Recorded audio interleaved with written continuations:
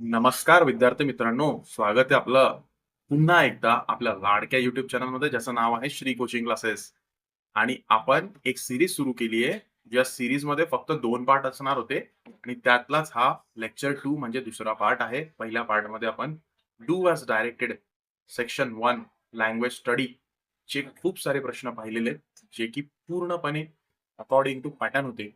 आणि या पार्ट 2 मध्ये आपण परत एकदा त्याच 7th स्टँडर्ड साठीच्या एका आणखीन पार्टचा अभ्यास आपण करणार आहोत, जो की पुन्हा एकदा do as directed and all other question based on contextual grammar यावरती बेस्ड आहे. ओके.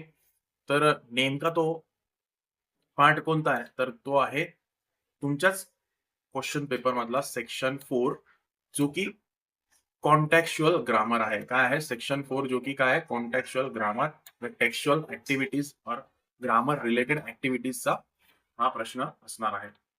पण माझी त्याआधी एक छोटीशी रिक्वेस्ट आहे तुम्हाला सगळ्यांना, की आपला जर चॅनल तुम्ही सबस्क्राईब केला नसेल, तर नक्कीच सबस्क्राईब करा. कारण यानंतरही पुढे खूप साऱ्या वेगवेगळ्या ॲक्टिव्हिटीज आपल्या चॅनलवरती रिलेटेड टू फायनल एक्झाम येणार आहे. खूप मोठा सेशन आहे. 25 डेजचा सेशन आहे जवळ-जवळ. बिकॉज एक्झाम तुम्हाला माहिती आहे खूप लेंथी लेव्हलची एक्झाम सध्या अनाउन्स झालेली आहे महाराष्ट्र स्टेट बोर्डकडून.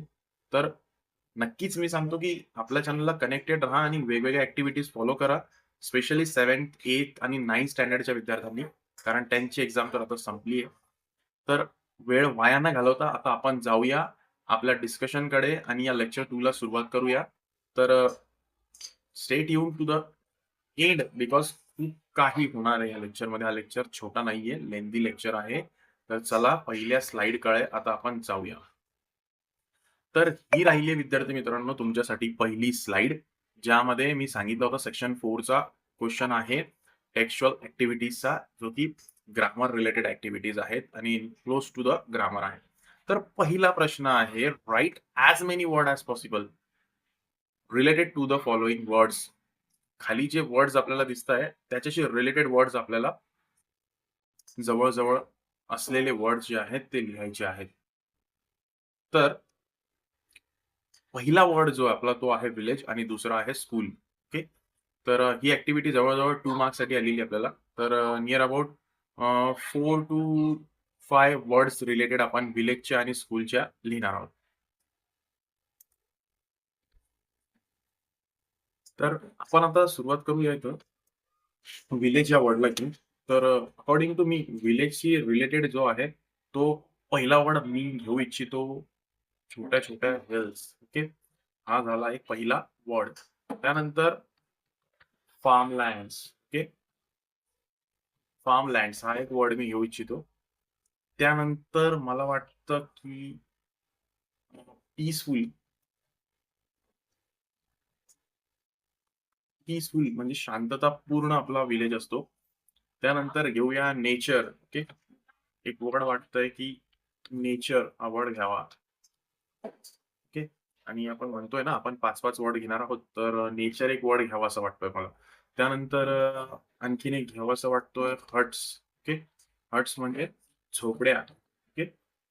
मे बी असू शकतात, विलेजमध्ये बिलॉन्ग करू शकतात. तर आपण एक हट्स म्हणून एक वर्ड सुद्धा इथे घ्यायचा आहे. ओके. त्यानंतर आपण म्हणतोय, की स्कूलशी रिलेटेड जे काही वर्ड्स आहेत ते आपल्याला घ्यायचे आहेत. स्कूलशी रिलेटेड वर्ड विद्यार्थी मित्रांनो तुमच्यासाठी तर खूपच सोपे आहे. जसं की आपण घेऊया बॅग. ओके. बॅग्स. त्यानंतर लॅब. ओके. प्लेग्राऊंड. प्लेग्राऊंड. त्यानंतर घेऊ शकतो आपण प्लेग्राऊंड आणि classroom, classrooms, office, staff room. Okay. अशा प्रकारे.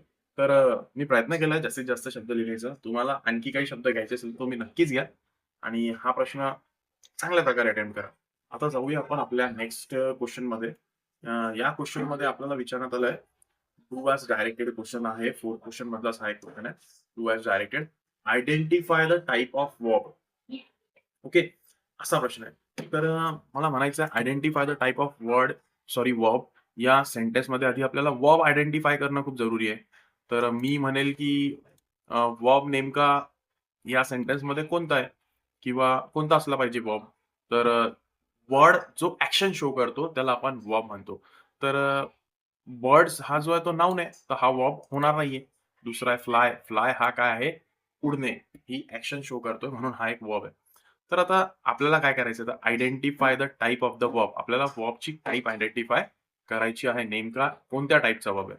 त्यासाठी मी तुम्हाला घेऊन जातो एका स्लाइडमध्ये आणि आधी मी तुम्हाला काहीतरी समजवण्याचा प्रयत्न करतो. तर बघा काय आहेत ना, की आपलं ह्या स्लाइडमध्ये आपण पाहतोय, की वर्बचे 2 टाइप्स असतात, ज्यांना आपण म्हणू शकतो ट्रान्झिटिव्ह वर्ब. ओके. काय म्हणू शकतो? ट्रान्झिटिव्ह वर्ब आणि दुसऱ्या टाइपला आपण म्हणूया इनट्रान्झिटिव्ह. ओके. ट्रान्झिटिव्ह अँड इनट्रान्झिटिव्ह असे 2 टाइपचे आपले वर्ब्स असू शकतात. तर ह्याला ट्रान्झिटिव्ह कोणाला म्हणायचं, इनट्रान्झिटिव्ह कोणाला म्हणायचं? तर requires a direct object to receive the actions. कोणते ट्रान्झिटिव्ह वर्ब जे त्यांना काय हवं असतं?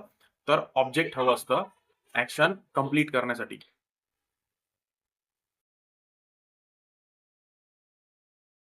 तर इथे जे काही आहे ते आपल्याला ऑब्जेक्टची गरज असते. ट्रान्झिटिव्ह वर्बला ऑब्जेक्टची गरज असते. तर हे ऑब्जेक्ट काय आहे नेमकं? ॲक्शन कंप्लीट किंवा ॲक्शन रिसीव्ह करण्यासाठी जी काही कृती आहे, ती क्रिया आहे, ती होण्यासाठी तिथे ऑब्जेक्टची गरज असते.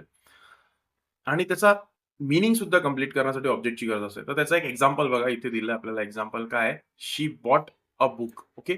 या एक्झाम्पलमध्ये ॲक्शन काय तर बॉट. बॉट म्हणजे खरेदी करणे किंवा विकत घेणे. तर बॉट ही जी ॲक्शन आहे त्याच्यासाठी काय विकत घेतलं? तर बुक विकत घेतलेली आहे. ओके. ॲक्शन कोणावर झाली आहे? बुकवर झाली आहे. तर बुक काय असतो? आपला ऑब्जेक्ट असतो. हे लक्षात ठेवायचं आहे. बुक हा आपला ऑब्जेक्ट असणार आहे. तर बुक इथे ऑब्जेक्ट आहे. जर का कोणत्याही वर्बला ऑब्जेक्टची गरज पडत असेल, तर आपण म्हणू शकतो, की तो वर्ब जो आहे तो ट्रान्झिटिव्ह टाइपचा वर्ब. कोणत्या टाइपचा वर्ब आहे? ट्रान्झिटिव्ह टाइपचा. बट आता इनट्रान्झिटिव्ह वर्ब जो आहे तो नेमका कोणता? तर do you required or do not required an object to form a complete thought. To पूर्ण विचार मांडण्यासाठी त्याला ऑब्जेक्टची गरज नसते. त्याचं एक एक्झाम्पल बघा. एक्झाम्पल आहे शी स्लेप्ट. ओके. शी स्लेप्ट म्हणजे ती झोपली आहे. तर इथं ऑब्जेक्ट लागणार आहे का कोणता? नाही लागणार. गरज नाहीये. म्हणजे सेन्स कंप्लीट होतो, थॉट कंप्लीट होतो, विचार पूर्णपणे आपल्याला कळतो.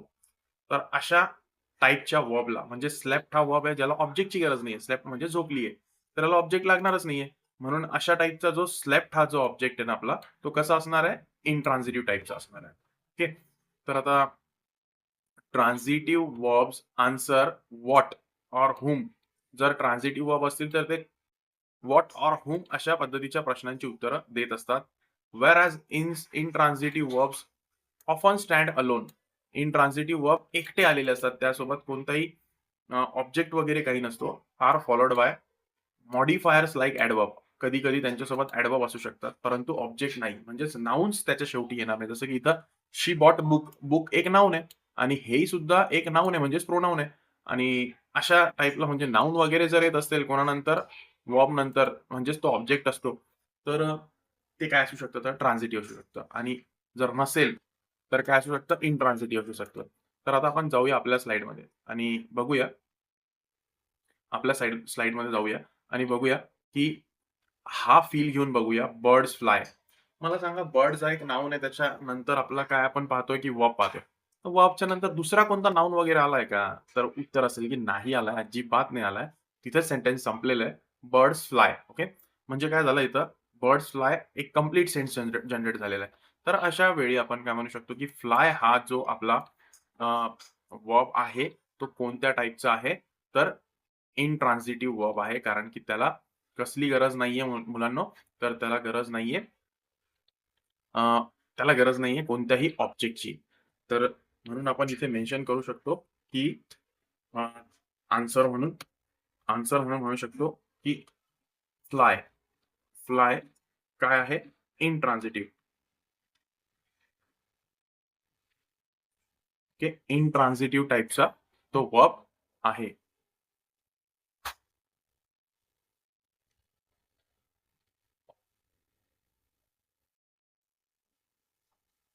फ्लाय इंट्रान्झिटिव्ह टाईपचा वर्ब आहे. तर अपेक्षा करतो नक्कीच तुम्हाला कळलं असेल. व्हिडिओ थोडासा लेंथी होईल विद्यार्थी मित्रांनो, शेवटपर्यंत बघायचं आहे. शेवटपर्यंत बघायचं आहे. अजिबात मधून स्किप करू नका. कारण की जे काही एक्झाम्पल्स आहेत ते थोडेसे डिटेलमध्ये एक्सप्लेन करण्याचा मी प्रयत्न करतो. आता दुसरा आपला इथे क्वेश्चन आलेला आहे, म्हणजे नेक्स्ट क्वेश्चन आलेला आहे. तर क्वेश्चन कसा आहे, बेबी वॉच्ड मदर. ओके, तर बेबी वॉच्ड मदर असा तिथे क्वेश्चन आहे. म्हणताय की underline the subject in the sentence. Okay, तर थोडाफार त्याच टाईपचा क्वेश्चन आहे. कारण की आपण आता काय बघत होतो, ट्रान्झिटिव्ह इंट्रान्झिटिव्ह ज्याच्यामध्ये ऑब्जेक्ट इम्पॉर्टंट होता, आणि आता ते डायरेक्टली काय म्हणताय की सब्जेक्टला अंडरलाईन करा. तर पहिले थोडक्यात जाणून घेऊया what is the subject actually. The subject of a sentence is a person. Okay, subject is a person. Subject काय असू शकतो, तर एक पर्सन असू शकतो, किंवा प्लेस असू शकते, किंवा एनी थिंग असू शकते, ऑर एनी आयडिया असू शकते that performs the action or is described by the verb. म्हणजे वर्ब ज्याच्याबद्दल सांगतो आपल्याला काही ऍक्शन होतीये, तोच काय असतो, सब्जेक्ट असतो. आणि तो कोण असू शकतो, तो कोणताही पर्सन असू शकतो, कोणतीही प्लेस असू शकते, कोणतीही थिंग असू शकते, और आयडिया सुद्धा असू शकते. तर it is the naming part that answers who or what. Okay, तर हा काय असतो, एक नेमिंग पार्ट असतो, ज्याच्याने जर हू आणि व्हॉटने जर प्रश्न विचारला तर तुम्हाला उत्तर मिळेल, तोच काय असतो, सब्जेक्ट असतो. The sentence is about typically appearing before the verb. आणि हा जो सेंटेन्स आहे तो वर्बच्या आधी आलेला असतो. बिफोरचा अर्थ काय, अपिअरिंग बिफोर द वर्ब. म्हणजे आपला वर्ब इथे वॉच आहे. वॉचच्या आधी कोण आहे इथे, तर बेबी आहे. म्हणजे नक्कीच तुम्हाला आता थोडंफार क्लिअर झालं असेल की सब्जेक्ट काय असतं. आणि subjects can be single word or the phrases such as noun or pronoun. तर हे सब्जेक्ट एखादा सिंगल वर्ड सुद्धा असू शकतो, किंवा फ्रेज सुद्धा असू शकते नाउन आणि प्रोनाउनची. तर कंबाईनली एक दोन नाउन आणि प्रोनाउन एखादा तिथे येऊ शकतो. पण आता मला वाटतंय की मी थरोली एक्सप्लेन केलेलं आहे. आता तुम्ही सांगू शकता, किंवा तुम्ही आयडेंटिफाय करू शकता की underline the subject in the sentence. तर या सेंटेन्समध्ये सब्जेक्ट कोण आहे. बघा, बेबी वॉच्ड मदर, म्हणजे वॉच्ड ही जी ऍक्शन आहे त्याच्या आधी कोण आलेलं आहे, बेबी आलेलं आहे. तर नेमकं जर तुम्हाला सब्जेक्ट अंडरलाईन करा म्हटलं तर काय येणार आहे इथे, बेबी खाली अंडरलाईन येणार आहे. की बेबी खाली अंडरलाईन केली की तुमचा सब्जेक्ट अंडरलाईन होईल. तर नक्कीच तुम्हाला हाही प्रश्न कळला असेल. तर आपण जाऊया पुढच्या प्रश्नाकडे. ओके, पुढच्या प्रश्नाकडे. आता बघा, पुढच्या प्रश्नात एकदम विपरीत प्रश्न विचारलेला आहे, उलट प्रश्न विचारलेला आहे. प्रश्न आहे, she began to devour the termites. Okay, असा प्रश्न आहे. तर इथे काय करायचं आपल्याला, underline the object in the sentence. या सेंटेन्स मधल्या ऑब्जेक्टला अंडरलाईन करायचं यावेळेस. आता सब्जेक्टला करायचं होता, आता ऑब्जेक्टला करायचं. मग थोडीशी इन्फॉर्मेशन मी तुम्हाला वाचून आधी सांगतो की नेमकं ऑब्जेक्ट कोणाला म्हणायचंय. तर बघा, in an object in a sentence is a noun or a pronoun or noun phrase. Okay, that receives the action. म्हणजे ऑब्जेक्ट काय असतो, एक नाउन असू शकतो, प्रोनाउन असू शकतो, किंवा फ्रेज असू शकते, जी ऍक्शनला काय करते, तर रिसीव्ह करते. ऍक्शनला काय करते, रिसीव्ह करते. ऑफ अ वर्ब, म्हणजे वर्बची जी काही ऍक्शन असते त्याला रिसीव्ह करते. Or complete the meaning of a preposition. आणि प्रेपोजिशनचं मीनिंग कंप्लीट करतं कोण, object. Okay, it typically follows the verb in the in a subject verb object SOV structure. म्हणजे शॉर्टली, आधी वर्बच्या जे येतं ते सब्जेक्ट असणार आहे, वर्बच्या नंतर जे येतं ते ऑब्जेक्ट असणार आहे, आणि तो स्ट्रक्चर इथे फॉलो केलेला असतो. And answers who or what was acted upon. म्हणजे कार्य कोणावरती झालंय, ऍक्शन कोणावर परफॉर्म झाली आहे, तोच आपला ऑब्जेक्ट असतो. तर आता हे सगळं एका एक्झाम्पलने पण इथं दाखवलंय, जसं की like she kicked the ball. Okay, sentence काय, शी किक्ड द बॉल. याच्यामध्ये ऍक्शन काय झालेली आहे, तर किक करण्याची ऍक्शन झालेली आहे. आणि कोणावर झाली ऍक्शन, तर या बॉलवरती झालेली आहे. म्हणजे याला काय म्हणणार आहे तुम्ही नेमकं, तर ह्याला म्हणणार आहे तुम्ही सब्जेक्ट. बघा, पहिले सब्जेक्ट आलेलं असतं, हे सेकंड काय आहे, तर वर्ब आलेलं आहे, आणि थर्ड काय आहे, द बॉल, ते काय आहे, आपलं ऑब्जेक्ट आहे. आता हा एक्झाम्पल आपल्याला क्लिअरली इंडिकेशन्स देतोय की या सेंटेन्समध्ये, या वरच्या सेंटेन्समध्ये कोणता ऑब्जेक्ट इथे आपला असणार आहे. तर मी म्हणेल की द टर्माइट्स टर्माइट्स हा काय असणार आहे, आपला ऑब्जेक्ट असणार आहे. ओके, ऑब्जेक्ट असणार आहे. चला पुढच्या स्लाइड वरती जाऊया. तर आता ही जी पुढची स्लाइड आहे आपली, त्यामध्ये थोडा एक्सप्लेनेशन दिलंय आणि त्यानंतर क्वेश्चन बघूया आपण. ह्यावेळेस आपण उलटं करूया. आतापर्यंत आपण काय करत होतो, पहिले क्वेश्चन घ्यायचो आणि मग रिलेटेड एक्सप्लेनेशन घ्यायचो आणि मग आन्सर बघायचो. पण आता पहिले आपण काय करूया, तर एक एक्सप्लेनेशन घेऊया आणि मग त्याच्यावरचा आन्सर घेऊया. तर बघा इथं एक्सप्लेनेशन किंवा जी काही थेरी आली आहे ती मी वाचतो आधी. थेरी अशी आहे, a sentence consist of 2 main part. Okay, सेंटेन्सचे 2 पार्ट असतात मेन. त्यामध्ये काय येतं, पहिला पार्ट आहे द सब्जेक्ट. म्हणजेच आत्ता आपण डिस्कस केलंय सब्जेक्ट काय आहे. तो सब्जेक्ट असा आहे, की who or what the sentence is about. म्हणजे सेंटेन्स कोणाबद्दल आहे, तो आपला सब्जेक्ट असणार आहे शॉर्टली. आणि त्याच्यानंतर and the predicate. Okay, predicate second part असणार आहे आपल्याला. तर प्रेडिकेट काय असणार आहे, तर what the subject does or is. Subject नेमकं काय करतंय, subject what is subject doing, or काय सब्जेक्ट आहे ते सांगण्यासाठीचा जो पार्ट असतो, त्या पार्टला आपण काय म्हणणार आहे, तर प्रेडिकेट. खूपच सोपं आहे. थोडं एक्झाम्पल जर एखादा पाहिलं तर तुमच्या लगेच लक्षात येणार आहे. The subject is a noun और pronoun while the predicate contains the verb and tells more about the subject. काय म्हणणं आहे, तर सब्जेक्ट काय असणार आहे, एखादा नाउन आणि प्रोनाउन असणार आहे आणि प्रेडिकेट काय असणार आहे, तर verb and tells more about the subject. Predicate वर्बला कंटेन करणार आहे किंवा वर्ब त्यामध्ये असणार आहे आणि वर्ब काय करतंय, तर त्याबद्दल एक्स्ट्रा इन्फॉर्मेशन देतो. कोणाबद्दल, तर सब्जेक्ट बद्दल. तर आता नक्कीच मग मी एक्स्पेक्ट करतो की तुम्हाला हे कळलेलं असेल. पण आता एक एक्झाम्पल बघा. तर सब्जेक्ट बद्दल थोडंसं आणखी काहीतरी इथे 2 सेंटेन्स लिहिलंय, 1 सेंटेन्स लिहिलंय. Subject is the person, place और थिंग परफॉर्मिंग द ॲक्शन और बीइंग डिस्क्राइब्ड. म्हणजे जो कोणी ॲक्शन परफॉर्म करतो किंवा ज्याबद्दल काहीतरी बोललेलं असतं, तोच आपला सब्जेक्ट असतो. आणि प्रेडिकेट काय असतं? The part of the sentence containing the verb. म्हणजे सेंटेन्सचा असा पार्ट जो वर्ब कंटेन करतोय किंवा वर्बला इन्व्हॉल्व करतोय and it modifiers and it's modifiers. तर त्या सब्जेक्टचा मॉडिफायर आहे. सब्जेक्टबद्दल जास्त काहीतरी सांगतो. तर आत्ता आपण जाऊया पुढच्या स्लाइडवर, म्हणजे नेमका प्रश्न प्रश्न काय विचारलाय आपल्याला ते कळणार आहे. तर चला, ही आहे आपली पुढची स्लाइड. प्रश्न काय विचारतायत, तर प्रश्न असा विचारताय आपल्याला ते. तर प्रश्न विचारताय की द स्काय इज ब्लू, असा प्रश्न आहे आणि ॲक्टिव्हिटी दिली आहे, find the subject and predicate. Subject आणि प्रेडिकेट सेपरेट करायचा आहे. बघा आता तुम्हाला माहिती आहे की जे काही आपलं सेंटेन्स असतं, जे काही सेंटेन्स तुमच्या समोर आहे, त्याच्यामध्ये तुमचा जो जो काही सेंटेन्समध्ये जो काही सब्जेक्ट आहे आणि प्रेडिकेट आहे. सब्जेक्ट म्हणजे नाउन ऑर प्रोनाउन जो की स्टार्टिंगला येणार आहे. तर सिम्पली इथं काय दिसतंय, तर इथं दिसतंय मला द स्काय. द स्काय आपला काय असणार आहे, सब्जेक्ट असणार आहे. तर हा सब्जेक्ट वाला पार्ट आहे. तर मी इथे लिहितो द स्काय. हा काय झाला, सॉरी, द स्काय हा झाला आपला सब्जेक्टचा पार्ट. आणि नंतर इथे खाली प्रेडिकेटचा पार्ट लिहायचा आपल्याला. The sky is is blue. The sky is blue हा काय झाला, प्रेडिकेटचा पार्ट. ओके, किती सिंपल आहे बघा. हा स्टार्टिंगचा पार्ट आहे तो सब्जेक्ट झालाय आणि हा नंतरचा पार्ट आहे तो प्रेडिकेट झालाय. म्हणजे अपेक्षा करतो की तुम्हाला आता हे पूर्णपणे व्यवस्थित कळलं असेल. इथे हे दोघांचे आन्सर्स आपण मेन्शन केलेले आहेत.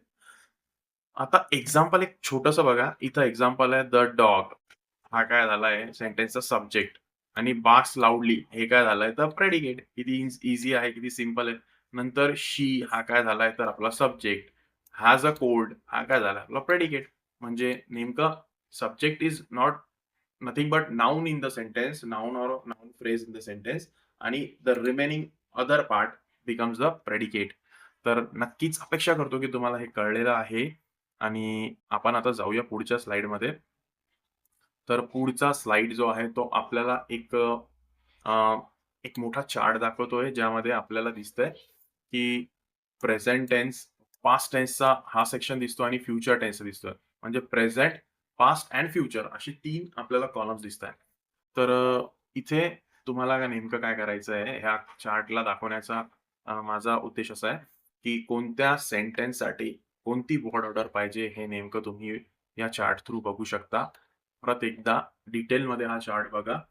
आणि आपल्या प्रश्नामध्ये जेवढं विचारलं आहे, ह्या स्लाइडसाठी किंवा ह्या व्हिडिओसाठी मी तेवढंच एक्सप्लेन करतो. डिटेलमध्ये जाणार नाही. खूप मोठा चार्ट आहे हा. तर ह्या चार्टशी रिलेटेड आपल्याला एक क्वेशन आलेला आहे. तर क्वेशन कसा आहे? क्वेशनमध्ये विचारलं आपल्याला, I have seen the film. Okay. असा प्रश्न आहे. I have seen the film. अशा प्रकारचा प्रश्न आहे. I have seen the film. आता त्यांचं ऑर्डर आपल्याला किंवा ट्रान्सफॉर्मेशन काय विचारलंय, की rewrite the sentence in the past perfect tense. या सेंटेन्सला पास्ट परफेक्ट टेन्समध्ये आपल्याला लिहून दाखवायचं आहे. ओके. तर नेमकी पास्ट परफेक्ट टेन्सची वर्ड ऑर्डर आपल्याला माहिती पाहिजे. म्हणूनच मी हा स्लाइड इथे घेऊन ठेवला आहे ऑलरेडी. तर बघा, इथे जो आहे तो आहे आपला पास्ट परफेक्ट टेन्स.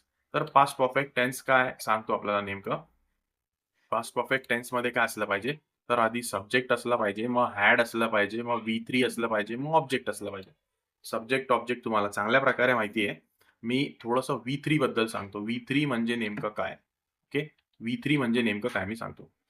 तर कोणत्याही वर्बमध्ये किंवा कोणत्याही वर्बचे 3 मेन फॉर्म असतात, ज्याला V1, V2 आणि V3 म्हणतो. त्यानंतर आयएनजी म्हणजे V4 फॉर्म येतो.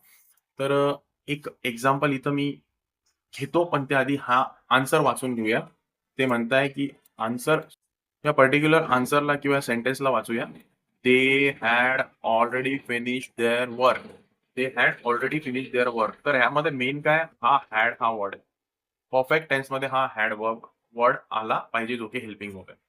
तर आता आपल्याला काय करायचंय, की हॅड प्लस V3 टाकायचंय. बाकी काही चेंज होणार नाहीये. हॅड प्लस V3 टाकायचं आहे. म्हणजे third form of the verb आपल्याला टाकायचा आहे. तर बघा इथे आलेलं आहे हॅव सीन. इथे काय आलेलं आहे आपलं हॅव सीन आलेलं आहे. Have seen. तर हॅव सीनच्या ऐवजी आपल्याला हॅड टाकावं लागेल. ह्या हॅवला कॅन्सल करून आपल्याला काय टाकावं लागेल? हॅड टाकावं लागेल. आणि सीन जो वर्ड आहे ना, तो ऑलरेडी पास्ट पार्टिसिपलमध्ये आपल्याला दिलेला आहे. म्हणजे आणखी सोपं जसं आपलं काम इथे झालेलं आहे. तर काम सोपं झालंय म्हणजे नेमकं काय झालंय? तर आधीच आपण काय करूया, की जाणून घेऊया. सिंपल जो काही आहे तो V1 काय सी असतो.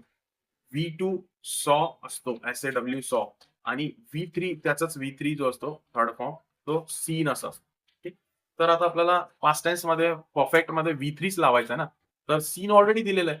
म्हणजे इथं फक्त आपल्याला काय करायचं आहे हॅवला कॅन्सल करायचं आहे आणि त्याच्या जागी कोणाला घेऊन यायचं आहे नेमकं? तर हॅडला घेऊन यायचं आहे. बघा म्हणजे किती सोपं आपलं इथे आन्सर आहे. फक्त आपण काय करतोय, तर आन्सर लिहिताना आन्सर लिहिताना सब्जेक्ट ॲज इट इज असणार आहे. हॅव आयमध्ये तर काही चेंज होणार नाही. मग हॅव निघून जाईल आणि त्या जागी काय येईल? हॅड येईल. पण स्मॉल लेटरमध्येच लिहा हॅडला हॅड. ओके. आणि सीन ऑलरेडी दिलेला आहे कारण हा प्रेझेंट परफेक्ट आहे आणि आपल्याला पास्ट सांगितलंय. पास्टमध्ये हॅड ऑलरेडी घेतलाय आणि V3 तर ॲज इट इज असणार आहे.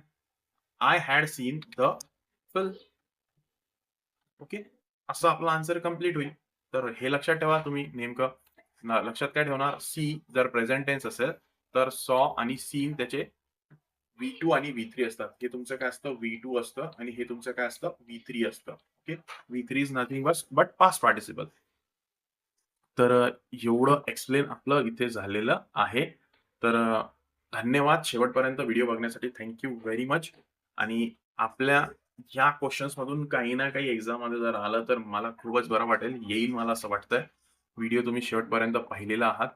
तर ह्या व्हिडिओमधले सगळे क्वेशन लिहून घ्या, प्रॅक्टिस करा. थोडीशी सब्जेक्ट, प्रेडिकेट, ऑब्जेक्ट, वर्ब ह्या सगळ्या गोष्टींवर थोडंसं फोकस ठेवा. ट्रान्झिटिव्ह, इनट्रान्झिटिव्ह खूप काही या व्हिडिओमध्ये आपण एक्सप्लेन केलेलं आहे.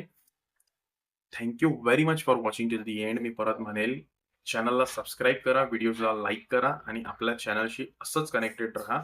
हा व्हिडिओ इथे आपण थांबवतोय. Thank you very much.